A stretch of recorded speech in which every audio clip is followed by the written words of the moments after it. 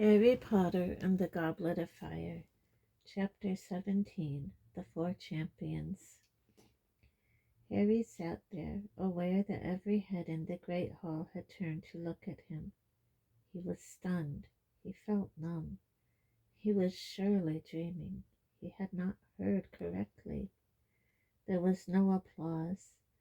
A buzzing, as though of angry bees, was starting to fill the hall. Some students were standing up to get a better look at Harry as he sat, frozen, in his seat. Up at the top table, Professor McGonagall had got to her feet and swept past Ludo Bagman and Professor Karkaroff to whisper urgently to Professor Dumbledore, who bent his ear towards her, frowning slightly. Harry turned to Ron and Hermione. Beyond them, he saw the long Gryffindor table, all watching him open-mouthed. "I didn't put my name in," Harry said blankly. "You know I didn't." Both of them stared just as blankly back. At the top table, Professor Dumbledore had straightened up, nodding to Professor McGonagall. "Harry Potter," he called again. "Harry, up here, if you please." "Go on," Hermione whispered, giving Harry a slight push. Harry got to his feet, trod on the hem of his robes, and stumbled slightly. He set off up the gap between the Gryffindor and Hufflepuff tables. It felt like an immensely long walk. The top table didn't seem to be getting any nearer at all, and he could feel hundreds and hundreds of eyes upon him, as though each was a searchlight. The buzzing grew louder and louder. After what seemed like an hour, he was right in front of Dumbledore, feeling the stares of all the teachers upon him. "Well, through the door, Harry," said Dumbledore. He wasn't smiling. Harry moved off along the teacher's table. Hagrid was sat right at the end. He did not wink at Harry, or wave, or give any of his usual signs of greeting. He looked completely astonished and stared at Harry as he passed, like everyone else. Harry went through the door out of the great hall and found himself in a smaller room lined with paintings of witches and wizards. A handsome fire was roaring in the fireplace opposite him. The faces in the portraits turned to look at him as he entered. He saw a wizened witch flit out of the frame of her picture and into the one next to it, which contained a wizard with a walrus mustache. The wizened witch started whispering in his ear. Victor Crumb, Cedric Diggory, and Fleur Delacour were grouped among the fire. They looked strangely impressive, silhouetted against the flames.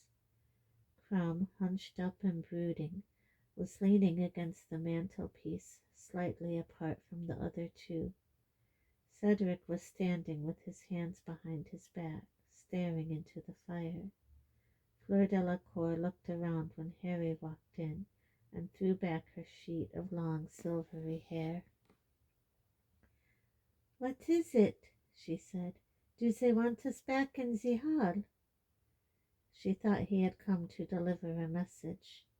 Harry didn't know how to explain what had just happened.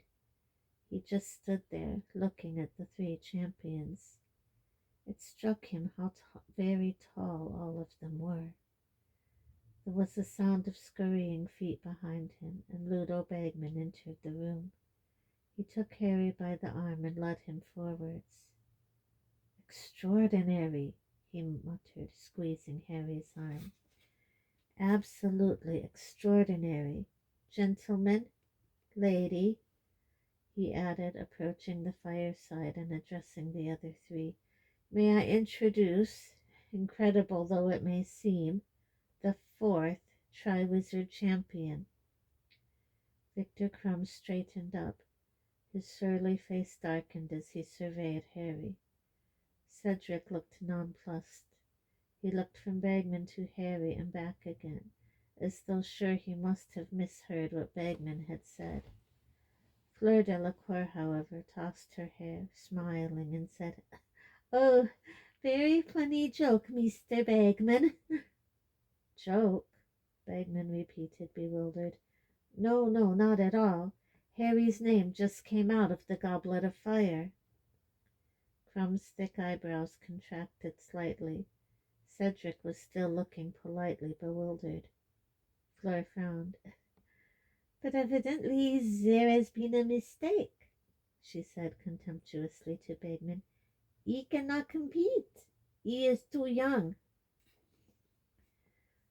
"Well, it is amazing," said Bagman, rubbing his smooth chin and smiling down at Harry. "But as you know, the age restriction was only imposed this year as an extra safety measure, and as his name's come out of the goblet, I don't think there can be any ducking out at this stage. It's down in the rules. You're obliged. Harry will just have to do the best he—" The door behind them opened again, and a large group of people came in. Professor Dumbledore, followed closely by Mr. Crouch, Professor Karkaroff, Madame Maxime, Professor McGonagall, and Professor Snape. Harry heard the buzzing of the hundreds of students on the other side of the wall before Professor McGonagall closed the door. "Madame Maxime," said Fleur at once, striding over to her headmistress, "they are saying that this little boy is to compete also."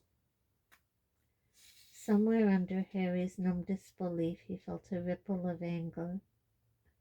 "Little boy!" Madame Maxime had drawn herself up to her full and considerable height. The top of her handsome head brushed the candle-filled chandelier, and her gigantic black satin bosom swelled. "What is the meaning of this, Dumbledore?" she said imperiously. "I'd rather like to know that myself, Dumbledore," said Professor Karkaroff.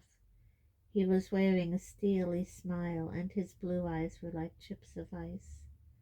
"Two Hogwarts champions?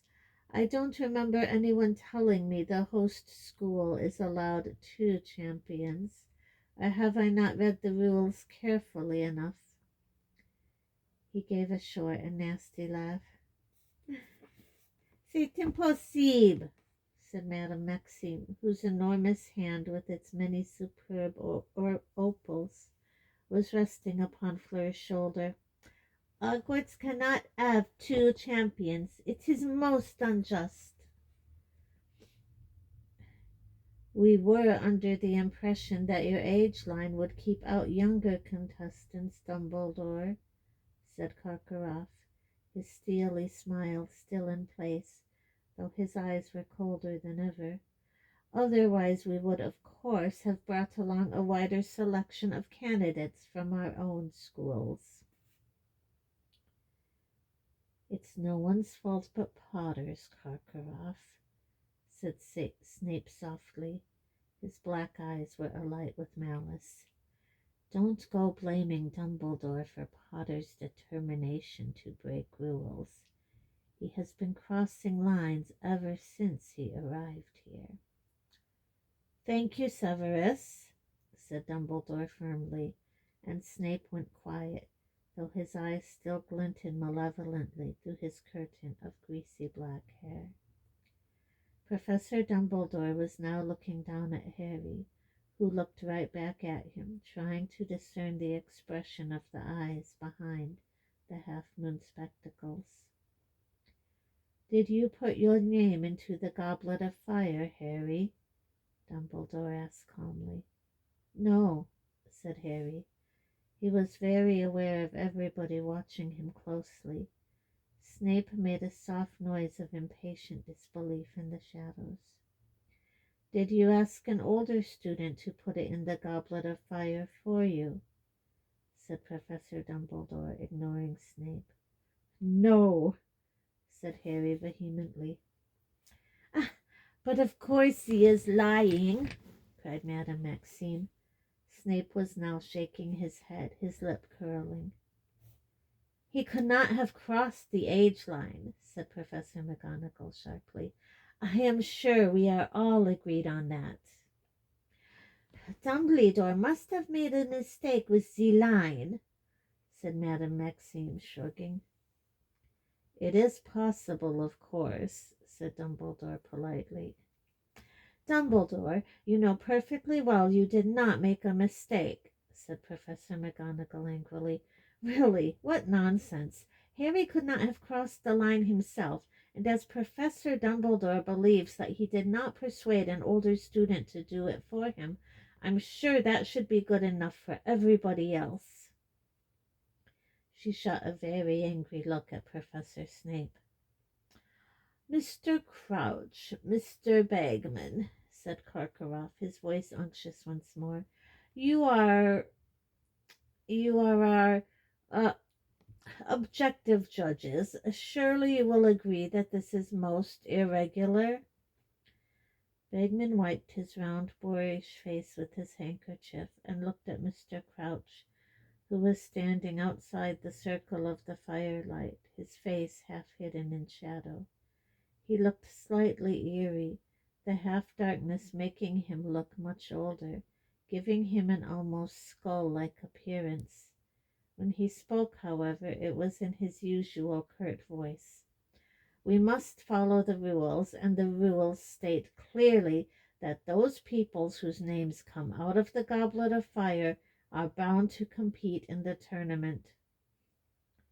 Well, Barty knows the rule book back to front, said Bagman, beaming, and turning back to Karkaroff and Madame Maxime as though the matter was now closed. I insist on resubmitting the names of the rest of my students, said Karkaroff. He had dropped his unctuous tone and his smile now. His face wore a very ugly look indeed. You will set up the Goblet of Fire once more, and we will continue adding names until each school has 2 champions. It is only fair, Dumbledore. But Karkaroff, it doesn't work like that, said Bagman. The Goblet of Fire's just gone out. It won't reignite until the start of the next tournament, in which Durmstrang will most certainly not be competing, exploded Karkaroff. After all our meetings and negotiations and compromises, I little expected something of this nature to occur. I have half a mind to leave now. Empty threat, Karkaroff, growled a voice from near the door. You can't leave your champion now. He's got to compete. They've all got to compete. Binding magical contract, like Dumbledore said. Convenient, eh? Moody had just entered the room. He limped towards the fire, and with every right step he took there was a loud clunk. Convenient, said Karkaroff. I'm afraid I don't understand you, Moody. Harry could tell he was trying to sound disdainful, as though what Moody was saying was barely worth his notice, but his hands gave him away. They had balled themselves into fists. Don't you? Said Moody quietly. It's very simple, Karkaroff. Someone put Potter's name in that goblet, knowing he'd have to compete if it came out. Evidently someone who wished to give Hogwarts 2 bites at the apple, said Madame Maxime. I quite agree, Madame Maxime, said Karkaroff, bowing to her. I shall be lodging complaints with the Ministry of Magic and the International Confederation of Wizards. If anyone's got reason to complain, it's Potter, growled Moody. But, funny thing, I don't hear him saying a word. Why should he complain? Burst out Fleur Delacour, stamping her foot. He has the chance to compete, hasn't he? We have all been hoping to be chosen for weeks and weeks, and the honor for our schools, 1,000 galleons in prize money. This is a chance many would die for. Maybe someone's hoping Potter is going to die for it, said Moody, with the merest trace of a growl. An extremely tense silence followed these words. Ludo Bagman, who was looking very anxious indeed, bounced nervously up and down on his feet and said, "Moody, old man, what a thing to say!" "We all know Professor Moody considers the morning wasted if he hasn't discovered 6 plots to murder him before lunchtime," said Karkaroff loudly. "Apparently he is now teaching his students to fear assassination too. An odd quality in a defense against the dark arts, teacher Dumbledore, but no doubt you had your reasons." "Imagining things, am I?" growled Moody. "Seeing things, eh? It was a skilled witch or wizard who put the boy's name in that goblet." "Ah, what evidence is there of that?" said Madame Maxime, throwing up her huge hands. "Because they hoodwinked a very powerful magical object," said Moody. "It would have been needed an exceptionally strong confundus charm to bamboozle that goblet into forgetting that only 3 schools compete in the tournament. I'm guessing they submitted Potter's name under a 4th school to make sure he was the only one in his category." "You seem to have given this a great deal of thought, Moody," said Karkaroff coldly, "and a very ingenious theory it is, though, of course, I heard you recently got it into your head that one of your birthday presents contained a cunningly disguised basilisk egg and smashed it to pieces before realizing it was a carriage clock. So you'll understand if we don't take you entirely seriously." "There are those who'll turn innocent occasions to their advantage," Moody retorted in a menacing voice. "It's my job to think the way dark wizards do, Karkaroff, as you ought to remember." "Alastor," said Dumbledore warningly. Harry wondered for a moment whom he was speaking to, but then realized Mad Eye could hardly be Moody's real first name. Moody fell silent, though still surveying Karkaroff with satisfaction. Karkaroff's face was burning. "How this situation arose we do not know," said Dumbledore, speaking to everyone gathered in the room. "It seems to me, however, that we have no choice but to accept it. Both Cedric and Harry have been chosen to compete in the tournament. This, therefore, they will do." "Ah, but Dumbledore—" "My dear Madame Maxime, if you have an alternative, I would be delighted to hear it." Dumbledore waited, but Madame Maxime did not speak. She merely glared. She wasn't the only one either. Snape looked furious, Karkaroff livid. Bagman, however, looked rather excited. "Well, shall we crack on then?"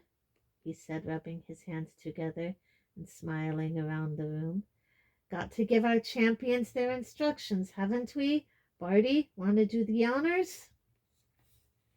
Mr. Crouch seemed to have come out of a deep reverie.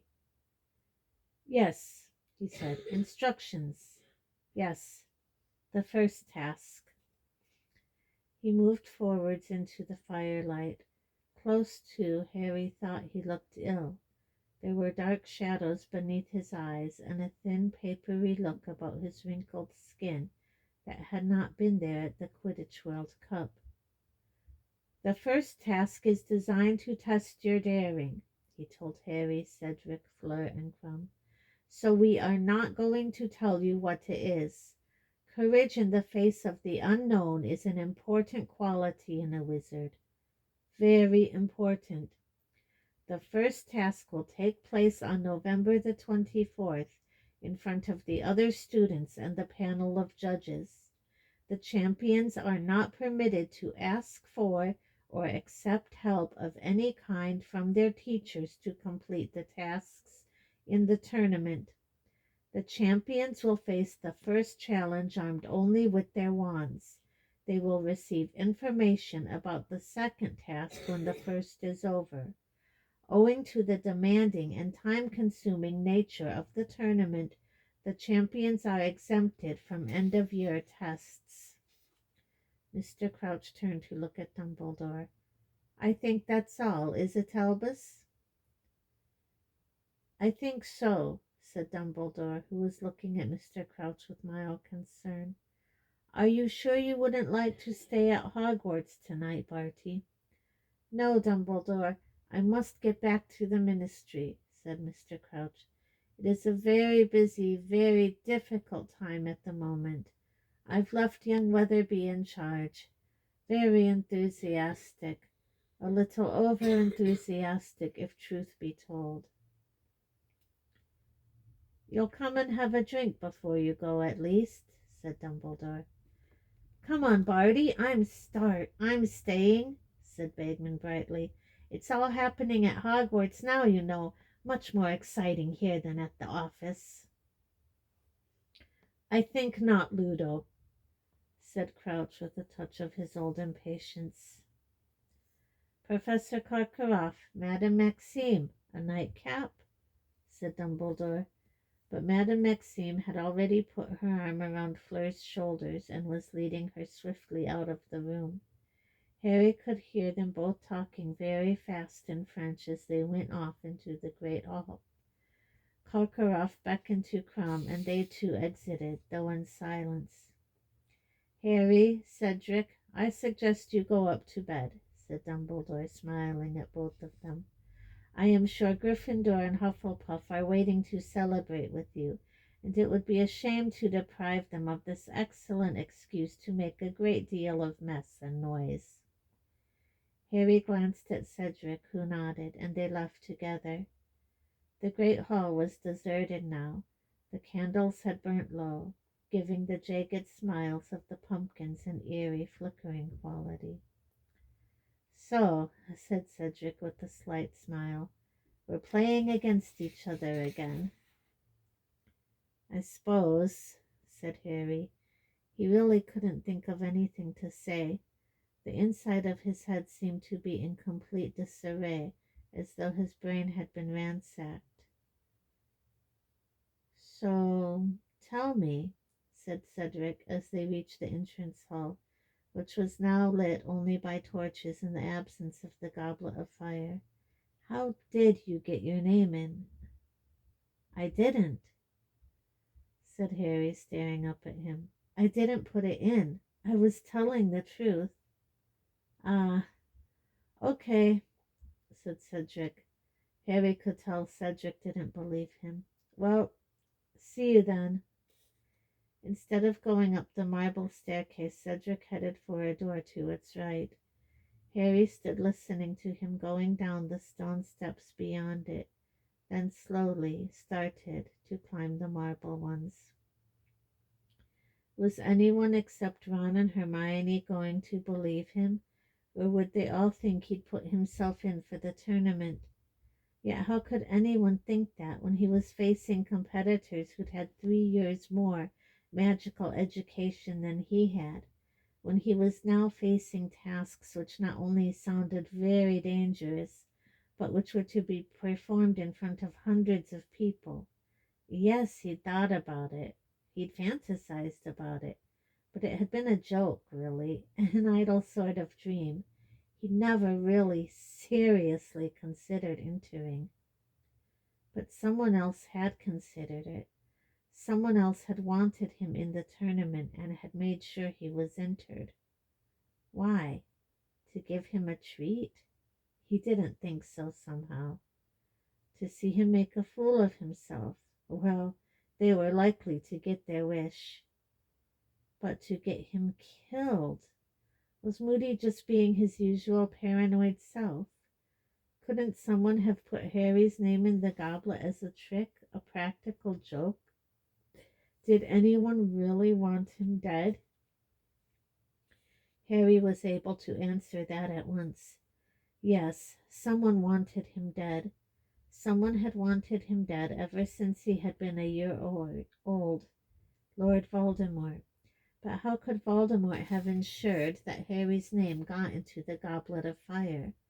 Voldemort was supposed to be far away in some distant country, in hiding, alone, feeble and powerless. Yet, in that dream he had had, just before he had awoken with his scar hurting, Voldemort had not been alone. He had been talking to Wormtail, plotting Harry's murder.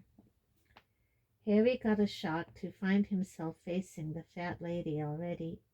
He had barely noticed where his feet were carrying him. It was also a surprise to see that she was not alone in her frame.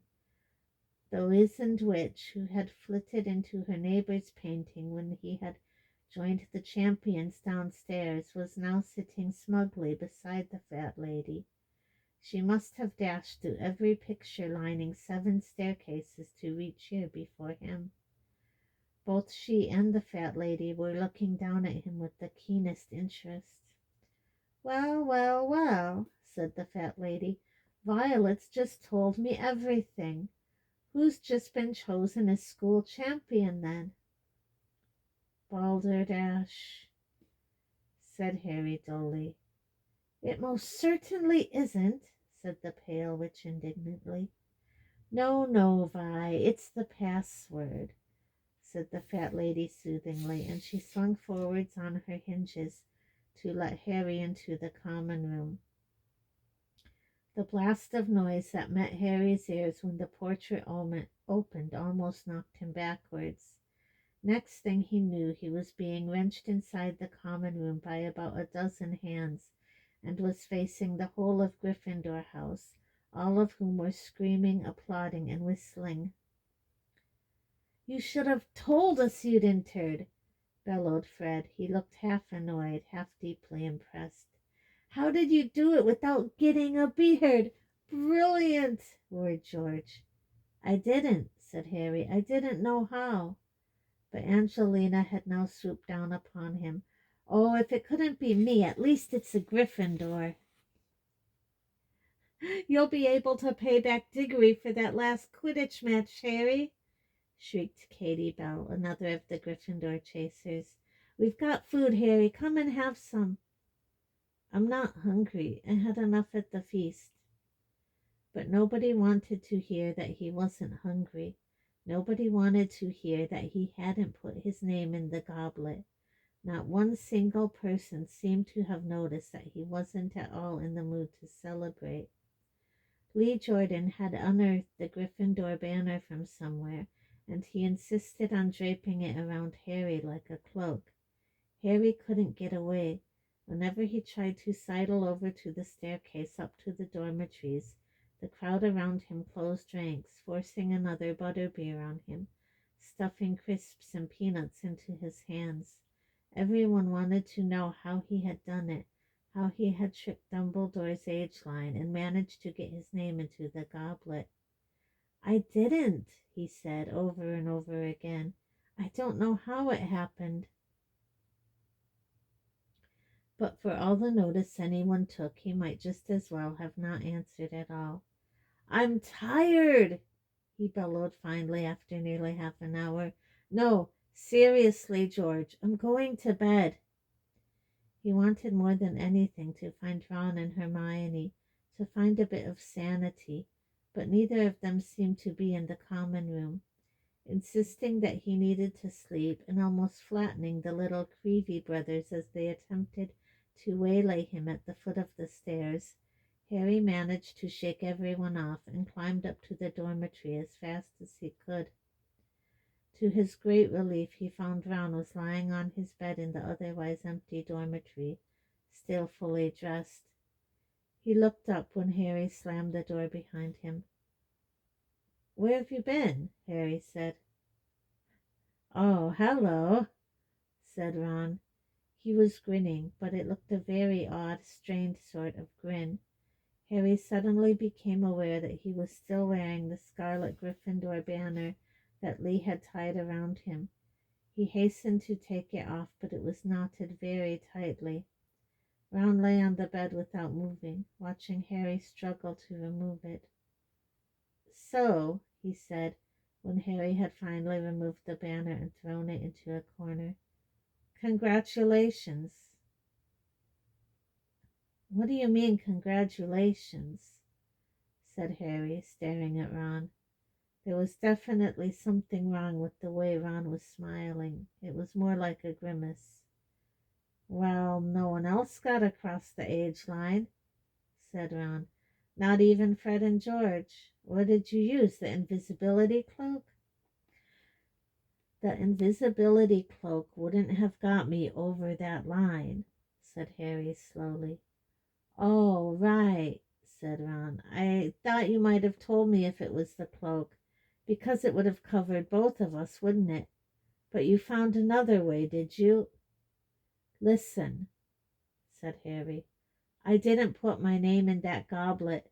Someone else must have done it. Ron raised his eyebrows. What would they do that for? I don't know, said Harry. He felt it would sound very melodramatic to say, to kill me. Ron's eyebrows rose so high that they were in danger of disappearing into his hair. It's okay, you know. You can tell me the truth, he said. If you don't want everyone else to know, fine. But I don't know why you're bothering to lie. You didn't get into trouble for it, did you? That friend of the fat lady's, that Violet, she's already told us all. Dumbledore's letting you enter. 1,000 galleons prize money, eh? And you don't have to do end-of-year tests either. I didn't put my name in that goblet, said Harry, starting to feel angry. Yeah, okay, said Ron, in exactly the same skeptical tone as Cedric. Only you said this morning you would have done it last night and no one would have seen you. I'm not stupid, you know. You're doing a really good impression of it, Harry snapped. Yeah? Said Ron, and there was no trace of a grin, forced or otherwise, on his face now. You want to get to bed, Harry. I'll expect you need to be up early tomorrow for a photo call or something. He wrenched the hangings shut around his four-poster, leaving Harry standing there by the door, staring at the dark red velvet curtains, now hiding one of the few people he had been sure would believe him.